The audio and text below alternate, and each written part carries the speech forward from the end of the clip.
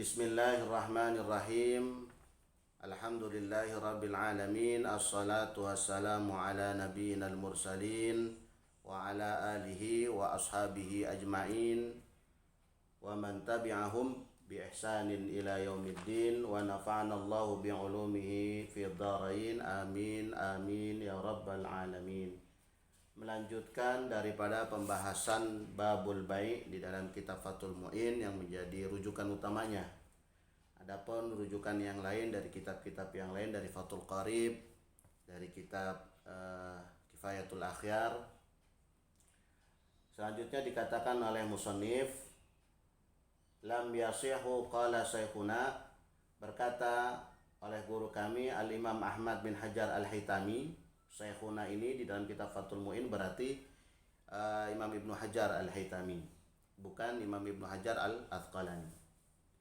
Wa yazharu annahu yughtafaru minal ami nahu fatita il mutakallim. Dikatakan oleh beliau, oleh musannif, oleh Imam Ahmad bin Hajar Al-Haytami, di maf'u atau yughtafar, dimaafkan, minal ami bagi orang awam, seperti fathita al-mutakallim, membuka tak mutakallim. Sebagai contoh, tak mutakallim itu istaraitu atau bi'tu, itu tak mutakallim. Tapi bagi orang awam di dalam sighat bahasa Arab yang dia tidak memahaminya, maka diperbolehkan, misalnya dianggap atau diampuni membuka tak mutakallim. Misalnya dia berkata istaraita atau bi'ta, maka itu di maf'ul. Intaha, habis, sudah. Selanjutnya adalah wasurita sihatul ijabi wal qabul, dan adapun disyaratkan oleh kesahan daripada ijab dan qabul, kaunuhuma, ada keduanya, yaitu bila faslin. Yang pertama bila faslin, tidak boleh ada jeda, bisukutin tawilin, dengan diam yang lama, yaqa'u bainahuma, yang terjadi bainahuma antara ijab dan qabul, bi khilafil yasir, berbeda kalau misalnya diamnya itu cuman sebentar. Jadi syarat yang pertama dari sahnya ijab qabul adalah bila faslin, tanpa jeda, bisukutin tawilin, yang jedanya itu dengan jeda diam yang lama antara ijab dan antara qabul. Jeda yang lama itu bagaimana? Dikatakan di dalam kitab I'anatut Talibin, biqadri ma yaqta'ul qira'atu fil Fatihah, sekiranya terpotong oleh bacaan di dalam bacaan Fatihah, wa huwa zaidu ala saktatit tanafus, dan itu potongan itu, memotong bacaan Fatihah itu sekiranya menambah atas diamnya mengambil napas. Diam yang lama, gambarannya di dalam kitab I'anah ini dikatakan bahwa sekiranya kita membaca Fatihah, kemudian pada waqaf, terus kita diam untuk sekedar tanafus, tetapi ketika tanafusnya itu justru melebihi daripada semestinya. Misalnya bismillahirrahmanirrahim, alhamdulillah, itu sudah tanafus. Di luar dari itu sudah dianggap zaidun ala saktatit tanafus, yaitu menambah pada diam untuk sekedar mengambil nafas. Maka dianggap gambarannya ini dianggap oleh musannif daripada I'anatut Talibin itu sukutut tawil, yaitu diam lama. Ya, jadi syarat daripada ijab dan qabul itu adalah bila faslin. Bila faslinnya ini, diam yang ini yaitu disukutin tawil, bisukutin tawil, dengan diam yang lama. Yaqa'u bainahuma, yang terjadi di antara keduanya, yaitu antara ijab dan qabul. Bi khilafil yasir, berbeda dengan diam yang sebentar. Yaqa'u bainahuma dikatakan di dalam kitab I'anah, yaqa'u bainahuma au baina lafzihima au isyaratihima au kitabatihima. Jadi yang dimaksud diam di antara ijab dan qabul itu adalah antara lafadz keduanya, lafadz ijab dan qabul, atau isyarat ijab dan qabul, atau tulisan ijab dan qabul. Sekiranya saling berbalas itu tidak melebihi daripada saktatut tanafus menurut kitabnya ana. Selanjutnya dalam kitab Mu'in, wala takhlul lil lafzin wa in qala ajnabi anil aqdi bi an lam yakun min muqtadahu wala min masalihi wa yustaratu aidan ay yatawafaqa ma'nan la lafzan wala takhallul, dan jangan disela-sela bainal ijab dan qabul, jangan disela-sela di antara ijab dan qabul bilafzin dengan lafaz, wa in qala, meskipun lafadznya ini sedikit, lafaz yang mutakhallilnya ini sedikit. Kenapa? Sebab yadurru bil bai', karena berbahaya bagi kesahannya daripada jual beli. Karena itu jangan disela-sela. Meskipun sedikit, sedikitnya bagaimana? Ajnabi, sedikitnya adalah asing anil akdi, daripada akad, yaitu lafaz yang sekiranya menyela antara ijab dan qabul, dan lafaz ini tidak ada hubungannya dengan ijab dan qabul, maka itu dianggap sudah menggugurkan kesahan ijab dan qabul. Contohnya seperti ini. Misalnya Ki Zaid dan Kisani sedang dalam akad jual beli. Si Kisani sebagai ba'i, sebagai penjual, sedangkan Ki Zaid adalah sebagai mustari. Kata Ki Zaid, kata Kisani sebagai ba'i, ane jual motor ini kepada ente seharga misalnya 7 juta. Lalu kemudian Ki Zaid bilang, ya ane terima, sebelum dia melengkapi daripada akad, kemudian dia disela-sela dengan sela-sela yang menyela lafaz dengan tidak ada hubungannya dengan akad.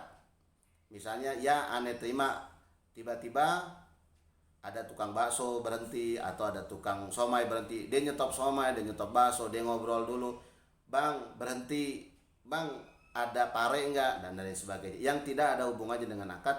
Maka yang sekiranya seperti itu yaduru bil ijabi wal qabul, ini membahayakan bisihatil ijab dan qabul, membahayakan bagi kesahannya ijab dan qabul. Karena itu kalau misalnya ada hubungan, wa in takhallul bilafzin, ada hubungannya dengan akad, di sela-sela dengan ada hubungannya dengan akad, maka tetap dianggap sah.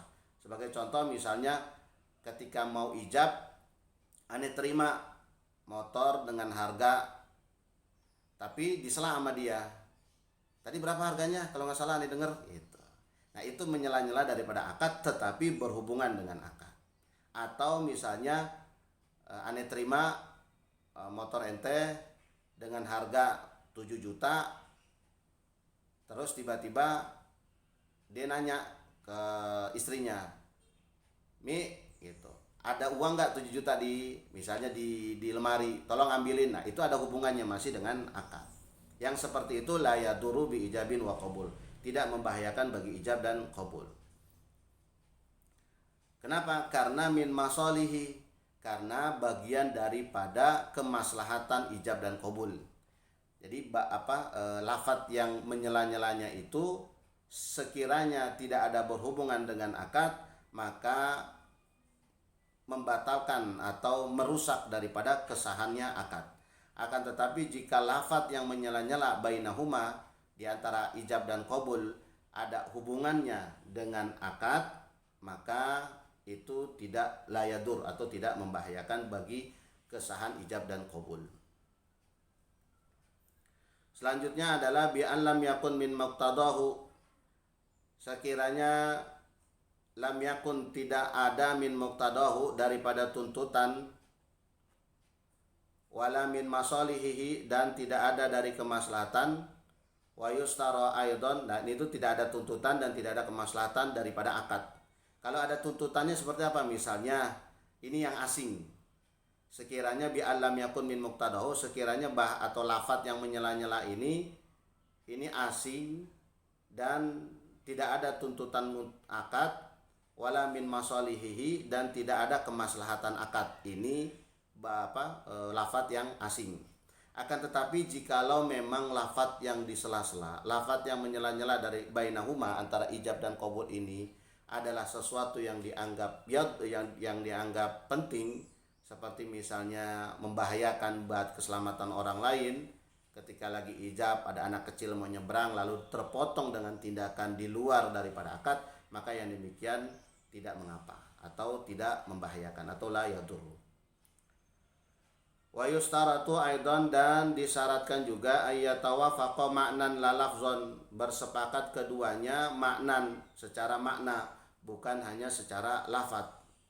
Misalnya falau qala, jikalau berkata bi'tuka, aku jual kepadamu, bi alfin dengan 1000, fazada maka kemudian menambah, wa naqasa atau mengurangi, au bihafi halatin au ajal, atau dengan 1000 kontan, fa ajal kemudian dibayar tempo, au aksuhu atau kebalikannya, muajalan bisahrin fazada, di tempo sebulan kemudian menambah lebih dari sebulan, lam yasihha maka yang demikian dianggap tidak sah. Kenapa?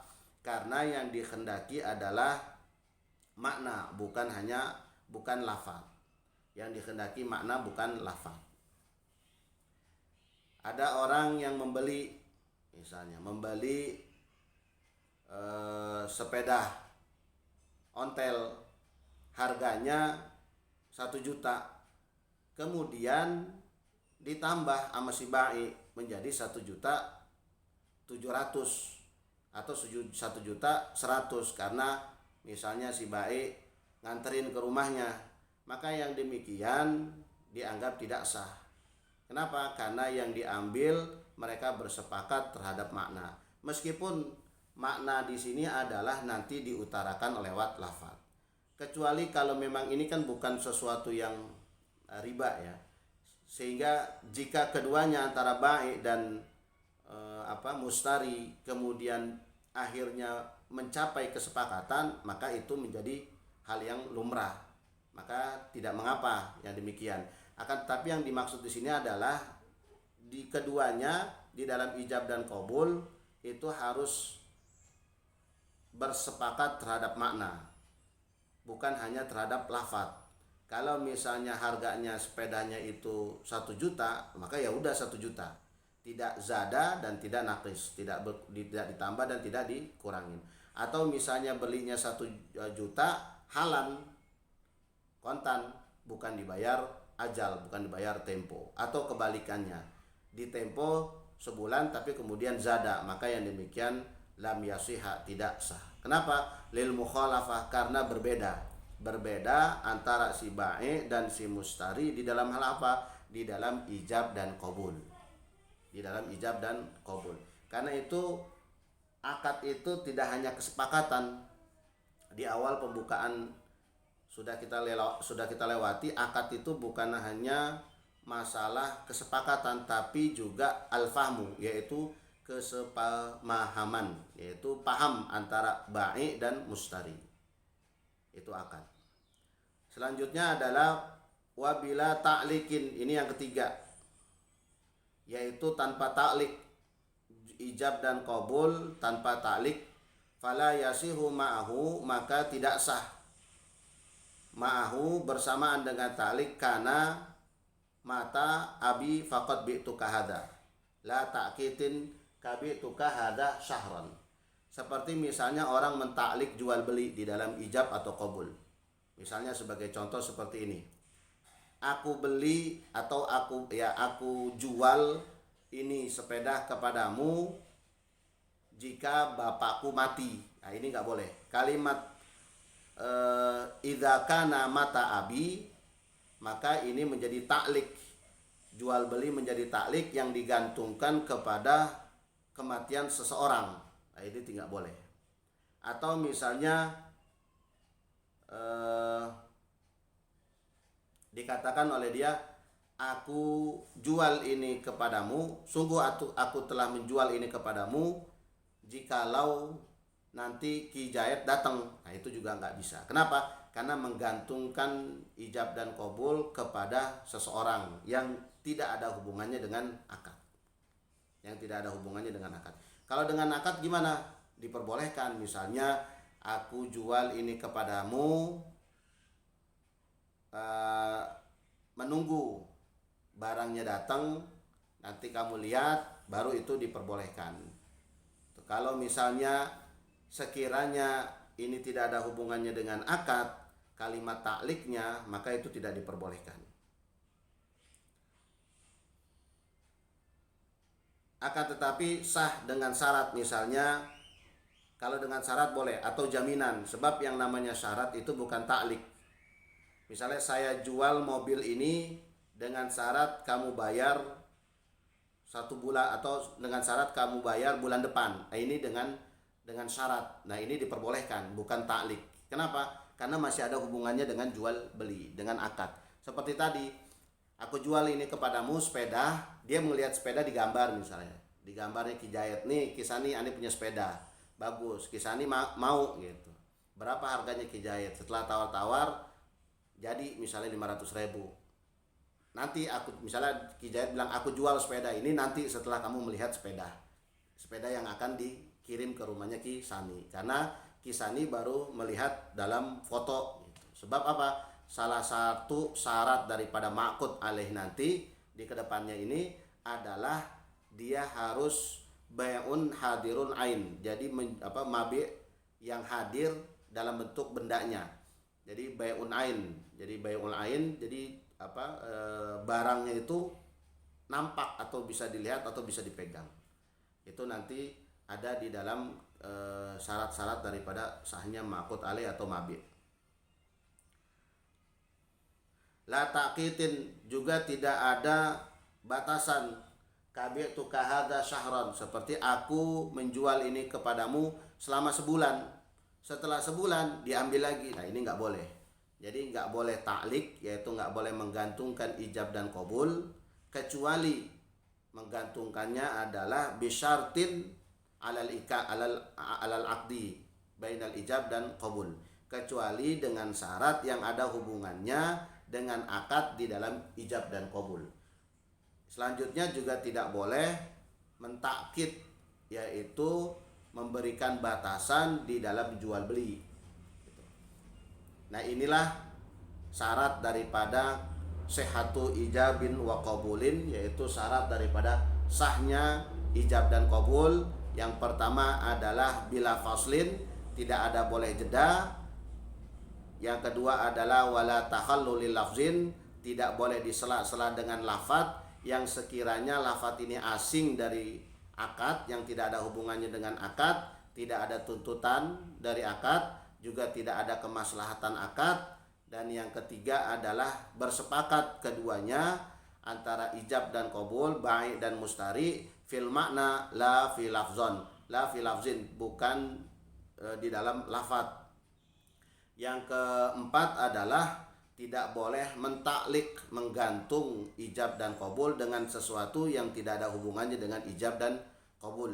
Yang kelima adalah takkid, yaitu membatasi jual beli hanya pada waktu tertentu. Mungkin ini saja yang bisa disampaikan. Selanjutnya adalah wasyurito fi akidin, yaitu disyaratkan fi akidin bagi orang yang berakad. Wallahu alam bishawab.